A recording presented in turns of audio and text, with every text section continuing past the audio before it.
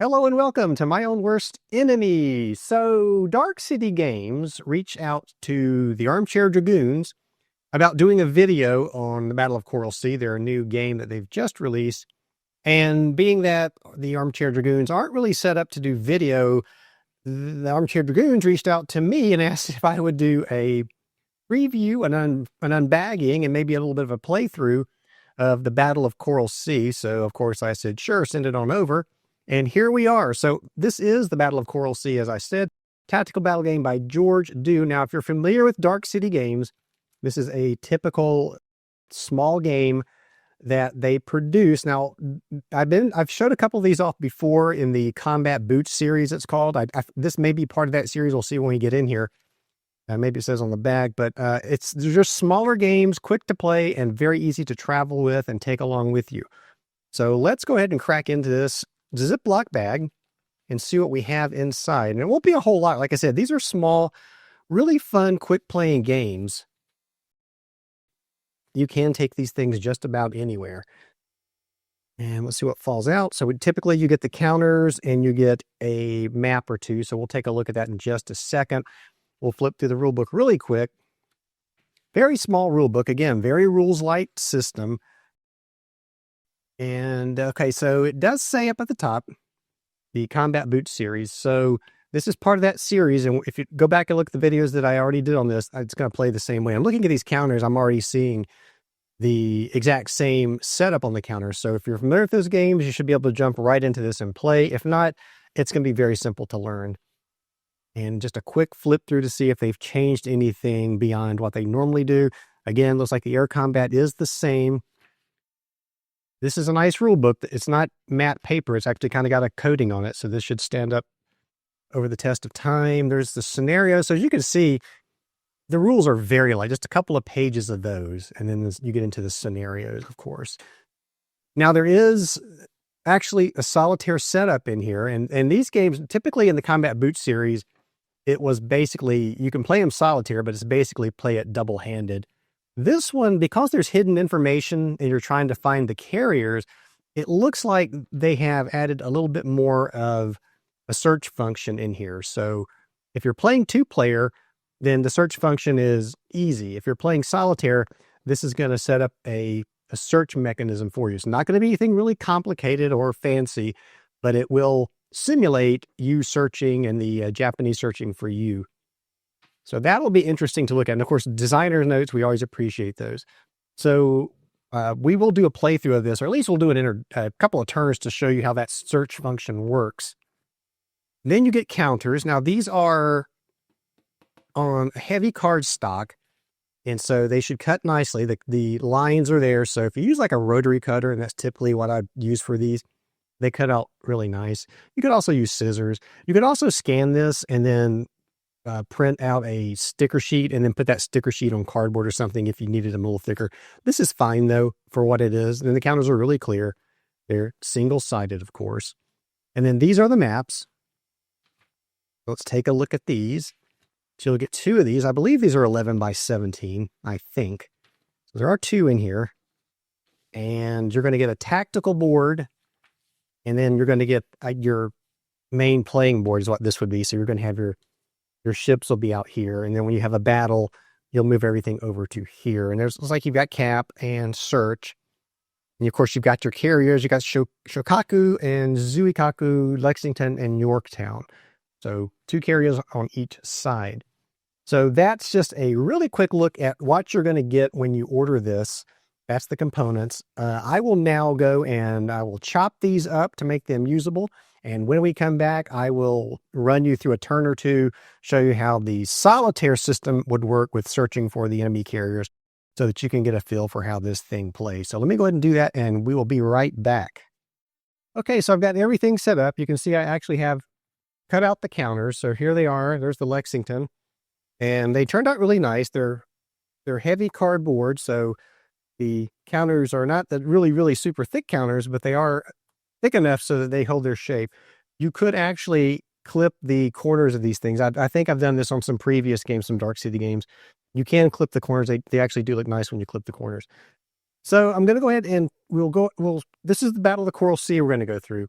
And I will talk you through a little bit of the introduction to this scenario and the setup. We'll probably play a turn or two. Maybe we'll do enough just to see a carrier strike to show you how that works. So right now I've got the fleets are off the board, and we're going to put them on as part of the setup in just a second here. So there's 2 carriers on each side. You have Shokaku, Zuikaku on the Japanese side, Lexington and Yorktown on the American side. Each carrier can hold 6 aircraft.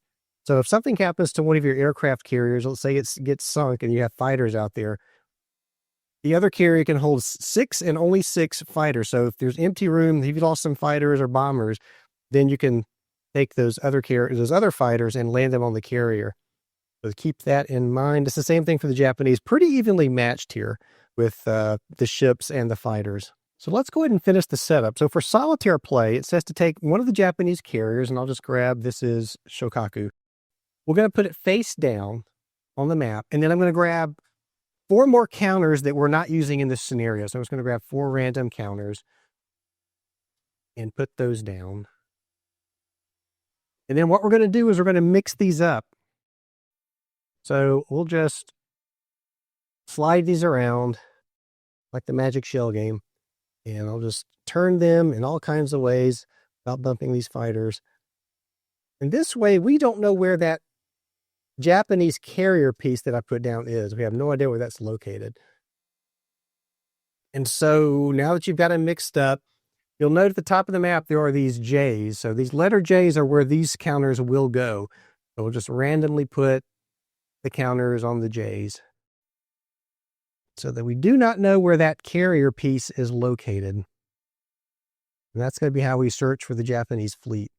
So under one of these counters, the Japanese fleet exists. And then for the American side, I'm playing as the Americans. We're going to take, not a destroyer, we're going to take the Lexington, let's say. There's these A's along the side here, and I'm just going to put it in the middle to show you that this is where the U.S. fleet will start. And the scenario runs from, it says, April the 5th to April the 9th. So I'm going to use this little counter to track turns. The 5 will represent April 5, and then I'll go, you have 3 turns per day. So 1, 2, and 3, I'll count these up. 1 will be morning, 2 will be afternoon, and 3 is night. And at nighttime, the fighters will not move. They stay on the carriers, and the fleet speed will be reduced to, I think, 1. Normally it's 2. So let's go ahead and start the turn sequence here. I think we're ready to go. So it says each morning and afternoon turn, follow the sequence listed below, not the suggested sequence, but the actual sequence of play. So the first thing we're going to do is allocate aircraft to search. For the solitaire, it says the Japanese player, in this case, will allocate 1 dive bomber to the search. So we're just going to take a dive bomber. I'm just going to grab, I think this is one here. So we'll grab a dive bomber. And it says only 1 is going to be searching, so that's going to be it. And for combat air patrol, we'll go ahead and do the Japanese side first, then we'll do the U.S. side. So for allocate fighters to combat air patrol, solitaire says half the fighters go to cap. So there are 4 zeros total. So I'll say each carrier will allocate a fighter to cap, and then remaining aircraft stay in the inventory. Now for the U.S. side, it's up to me to decide how many fighters, bombers I want to send out on search and how many I want to put on cap. So for searching, and the way searching is going to work is the number of pieces I have searching will be the number that I'm trying to beat on a die roll plus 1. So if I allocate 2 planes to the search and I'm out there looking, I've got to roll a 3 or less to have a successful spot of what's under one of those pieces. So you got to be careful here because you don't want to allocate too many of your fighters and bombers to search, because then when you discover the fleet, you're not going to have a lot to attack it with. So remember that what's in your inventory is what you're going to conduct your airstrikes with, not what's in your cap and your search. So for cap, I'm going to kind of just mirror what the Japanese did, I think. I'm going to take 2 of these Wildcats. We will have them on cap duty. And then for actually searching, I think I'm going to put out, we'll put 1. I'm really tempted to put out 2, but like I said, that's going to reduce my, well, let's do it. Let's put out 2 for search, leaving me 8 total aircraft in inventory. And now we go into movement. And what I should have said earlier is the way that the U.S. side is going to win this scenario is if they can get north of this red line. So if we can get this fleet up here, then they'll win the scenario. Of course, the Japanese are trying to prevent that. So let's start now. The game, the rule book doesn't say who starts first here. I'm assuming it would be the U.S. side or the side that you're playing and not the opponent side, the solitaire side. So I'm going to move this carrier fleet. Now it can move 2 hexes per turn.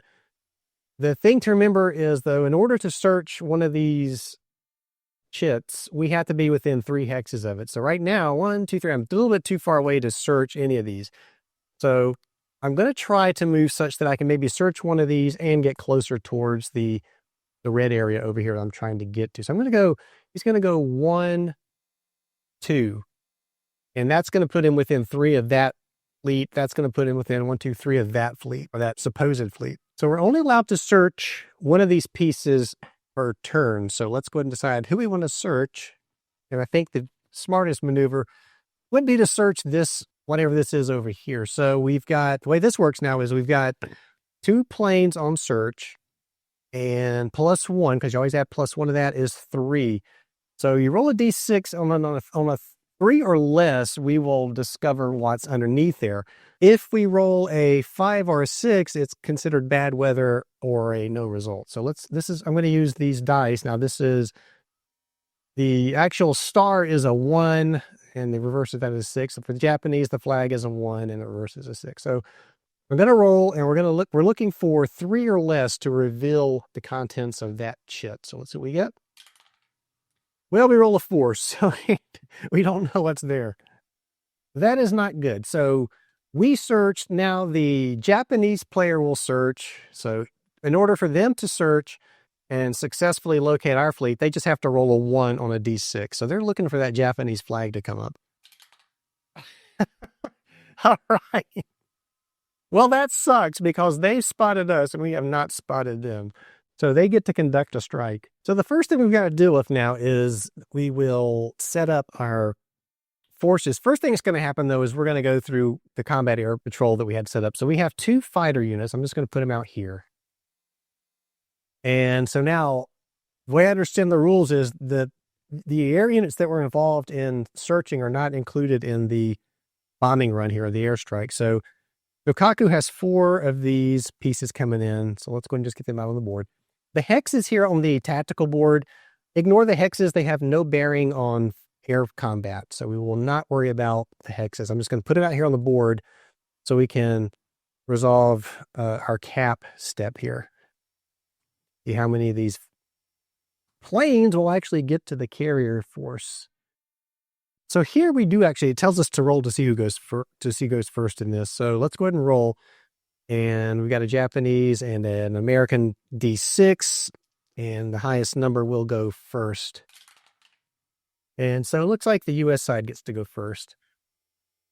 So I think what they're going to do is engage these fighters. So let's pull those forward. And the way combat air patrol, or not combat air patrol, the way air combat works is the winning side will move his pieces 1 at a time and conduct combat, and then the other side will go. Okay, so the way this works out, all fighter and bombers are considered disengaged for air combat right now. We're just starting. So the U.S. side gets to move first. There are 2 fighters. The rest of these are bombers. So we have 2 choices here when you're disengaged. You can make a firing run against a target, or you can maneuver with a target. I think the best thing for these 2 fighters to do, though, would be to try to knock out, there's some torpedo bombers here. Yeah, here they are. These are the stronger pieces because they can roll more dice in combat. So if we attack one of those, that's going to free these fighters up, though, to attack us. But I guess, oh well, because we really would rather knock out those torpedo bombers and dive bombers before they hit our carriers. So let's start with this one. We'll just say that this Wildcat fighter is going to make a firing run on this torpedo bomber. So let's see. So there's an M3-2 there. So those numbers, the M is a machine gun, which means I believe it's going to destroys an aircraft on 2 high dice. So we'll talk about the way that the combat works here in just a second. Basically, you're going to want to roll higher than your opponent. So we're going to be rolling, the 3 is how many dice the U.S. player will get to roll. So we're going to roll 3d6. And then that 2 on the other side of the slash for the, let's see if I can let you see this a little bit better. So that 2 on the bottom next to the 7 is its survivability rating. So it's going to throw 2d6. Now, normally when you're rolling your survival rating, you get to add another d6 to that roll if you're under a firing run attack. But that little minus sign next to it means no, you don't get to do that for this particular aircraft. So they're only going to get to throw 2d6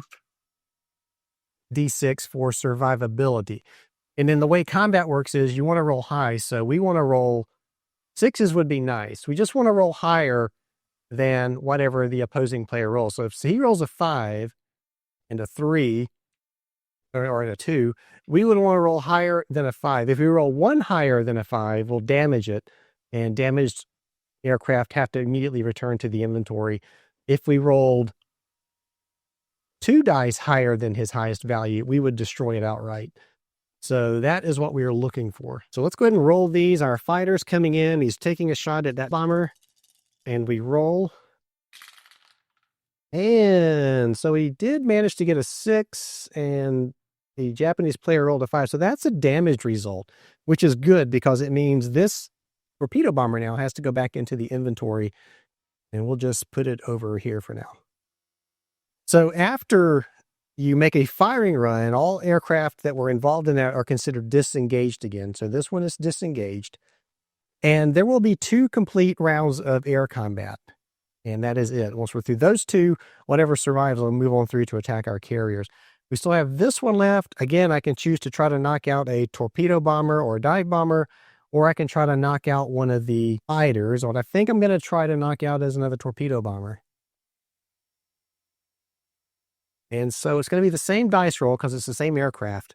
So we're going to roll 3d6 for our attack value. And then they're going to roll 2 for their defense. So the survivability rating.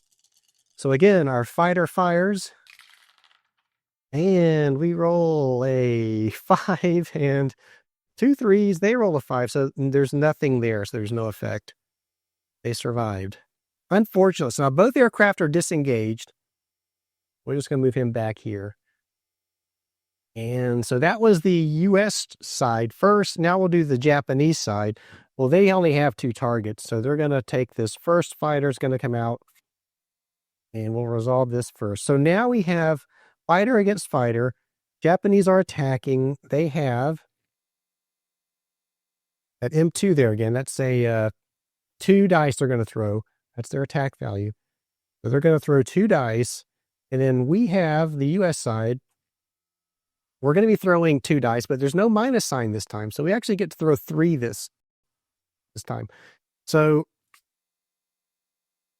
it's reversed now. So now the Japanese are attacking and we're defending or trying to survive with 3. So this first fighter fires and they roll 2 5s, but we roll a 6. So that is no effect. We're good. Again, they become disengaged. So this one disengages. This one's disengaged. We have 1 more for the Japanese. It's going to be the same thing. These are throwing 2. We're throwing 3. They fire. And, oh man, that was really bad. So our highest result was a 3. Remember, these stars are 1s. So here we rolled a 3. They rolled 2 d6s higher than our highest die. So in this case, they actually destroyed our fighter. So I'm just going to put this off the board up here. And then this becomes disengaged. So that's round 1 of air combat. So now we go into 1 more round. And again, we'll roll to see who starts. So 2d6. And so the U.S. side gets to go first. That's good. And again, we're going to try to attack a torpedo bomber. So we're throwing 3d6 on the attack. And that torpedo bomber is throwing 2 for survivability. We fire. Wow, so that was good. So we rolled 2 6s. The highest die they rolled was only a 5. So we rolled 2 more than they did. We destroy this torpedo bomber. So it is out. And this is disengaged. So that's it for the US side. Now the Japanese side, he can move. This fighter can actually come in and attack. So we'll have this attack. Now remember, the Japanese still have a fighter back here. So now that there's only one fighter on the American side to deal with, if this attack doesn't work, this one can come in and also engage. So here, back to throwing 2d6 for the attack on the Japanese side, and then 3 for the defense on the American side. So let's roll. And so the Japanese roll 1. So the highest US die was a 4. The Japanese rolled a 5. So that's enough to actually damage this fighter. So that's going to make it go back into the inventory. I'm just going to put it off the board here for now. And this one disengages. So that is it for air combat. So this other fighter didn't even get to really do anything. So now that we're through the cap phase, we're going to actually go into the bombing run on the US fleet. So let's get the dice out of here. So what happens now is these are the surviving aircraft. So we take our target ships now and we put those on the board. I'm going to grab just a blue small D6 and mark this is where the US fleet was located. So here we're going to put out the Lexington, Yorktown, and we're going to put, and again, these hexes don't matter because this is an airstrike. And I'm going to put a destroyer piece with each of those. We have to even those up between our carrier units. They will act as screens for these waves coming in. So now the Japanese player is going to place his bombers where he thinks he wants them to attack. These two fighters are not in this. Now we're down to just bombers and torpedoes. So this is a torpedo bomber. Let's see. Yeah, it's a 7. These are the stronger pieces. I'm looking for the strong ones, and these are 6s. So these will throw 7 dice. These will throw 6. So I think they want to put one of these on each of these fleets, and then we'll just have another of these torpedo bombers, or dive bombers rather. We'll just mix it up like that. All right, so we have these waves coming in. We'll start over here with the Lexington with this first torpedo bomber. So if they survive the anti-aircraft phase coming in, then they'll get to go into the bombing phase. And this works the same way as it did with the air combat. So this first torpedo bomber comes in, has to survive the anti-aircraft fire from that destroyer. So you look at the destroyer's anti-aircraft rating is a 1, so it's going to fire 1 at this torpedo bomber. And again, this torpedo bomber now is defending with 2. So looking to roll higher than that torpedo bomber to knock it down. So first wave of anti-aircraft fire. They roll a 1 and a 6. There's nothing happens there to the torpedo bomber. So now we move on to the carrier, and the carrier actually has a 2 rating on its anti-aircraft fire. So again, they've got to survive the second round of anti-aircraft fire to actually do any bombing. And they do. So this one actually gets to bomb now. So it's going to attack the carrier. So we look at the Lexington, and it has a survivability rating of 4. So we're going to get to throw 4d6. And the torpedo bomber gets to throw 7d6. So there's 4, 5, 6, 7. I'm going to have to use one of these little small d6s because I only have 6 of these themed ones. So let's just go ahead and roll all these bucket full of dice coming in here. And let's see if the Lexington survives. So let's see. The Japanese managed to roll a 6, 3 5s. This doesn't sound good at all. A 4, a 3, and a 2. And then the Lexington rolled a 6, 2 4s, and a 1. So their highest die here is a 6. And so there's 1 6 there. So that is a miss because you've got to roll higher than your opponent's your opponent's highest survivability die. So no effect there. So this one completes his bombing run and he is out. There's only one bombing run. You don't conduct multiple. So I'm just going to put it back over here. So now the next one comes in. We do the same thing. So it's anti-aircraft fire of 1 for the destroyer, survivability of 2 on that dive bomber. And well, so that's 1 more. So they actually stopped it. So this one gets stopped, it gets damaged, so it just goes back into the inventory. And this final one comes in. And again, the anti-aircraft fire from the destroyer first.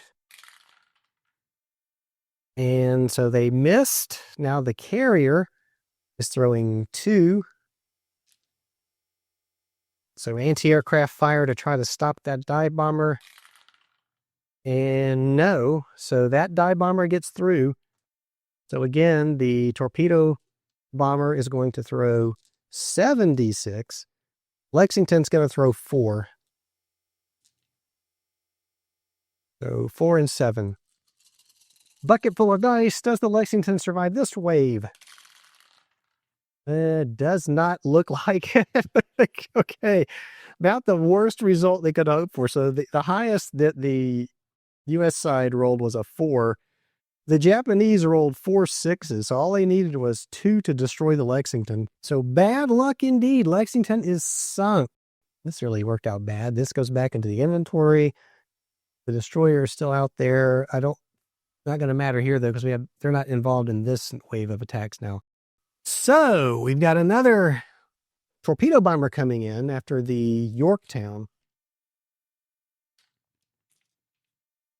All right, so again, anti-aircraft fire from the destroyer, 1 of those, and then 2 survivability die for that torpedo bomber. And nope, that damages it. So a 6 is higher than the 4. This goes back into the inventory. So the next one comes down, and the final one in this wave. Again, anti-aircraft fire of 1 for the destroyer, 2 for the dive bomber, or the torpedo bomber there, I think it is. No, that's a dive bomber. So we roll. And this time they advance to the carrier. The carrier fires this anti-aircraft fire. And nope. So they don't manage to stop it either. So this dive bomber now drops 6 bombs, or 6, throwing 6d6. So there's 6 of those. And again, the Yorktown is defending with 4. So 4 and 6. Do they survive this wave? And so, yeah, they roll a 6. And the Japanese player rolls 6s, but I believe, well, no, I think that's a destroy because he rolled 2 more d6s beyond that. So he's rolled 3 total. So that's going to sink the Yorktown, I'm pretty sure. He actually comes back to his inventory, and Yorktown is sunk. And that's going to complete the bombing run near here. Yeah, so that didn't work out good at all. So they immediately discovered our fleet and sank it. Now I played this game before, and the last full game that I played, they actually both sides discovered each other on the first turn. So that was kind of interesting the way it happened, and to see how that turns out. And then I haven't had one go on yet where I've actually got way up to here, but that would be kind of cool too. So as you can see, this game it is fast playing. Very simple search mechanics, very simple bombing runs and air fighting and things going on. But I think it's fun. I think this is a really fun game. If you're at a convention and you're playing a big monster game and you want something off to the side to kind of occupy your time while you're doing that, this is perfect for that. I've said it before, this is a great travel game because it's so small, but it definitely has the theme of carrier battle here at the highest level. I mean, you saw how basic the search is. We searched one of these. Let's see where the actual carrier was. Right, I've searched that one. No. And that looks like it right there. So there's the Shokaku. I actually would have probably caught it early on if they hadn't discovered me. And the only thing there are some things about this that I maybe could have used a little more tweaking, I don't know, is when the Japanese player is searching for me, all he's got to do is roll a 1. And I would think, and I haven't had it happen yet, but I would think the closer you get to the American fleet leaving the board, I would think maybe you would up that just a little bit, but I don't know, maybe not. Maybe that's just me. So that's it. Our look at Battle of Coral Sea from Dark City Games. And like I said, I think this is a neat, fun little game. It's a very quick playing game, but I do think you get a little bit of that cat and mouse aspect of carrier battles here where you're trying to find the Japanese fleet before it finds you. Or if you're playing as the Japanese, you're trying to find the US fleet before it finds you. And again, these A's over here is where you would start the American fleet if you were playing as the Japanese trying to find it. And I would say of all the combat boots games, all those games, this is my favorite one. I like the searching for the carriers, allocating your fighters, and actually looking. That really adds to this a lot. So there you go. For the Armchair Dragoons and my own worst enemy, this is a look at the Battle of Coral Sea from Dark City Games. If you liked this video, please give it a thumbs up. Subscribe to the channel if you have not. And as always, thank you for watching, and I will see you back here next time.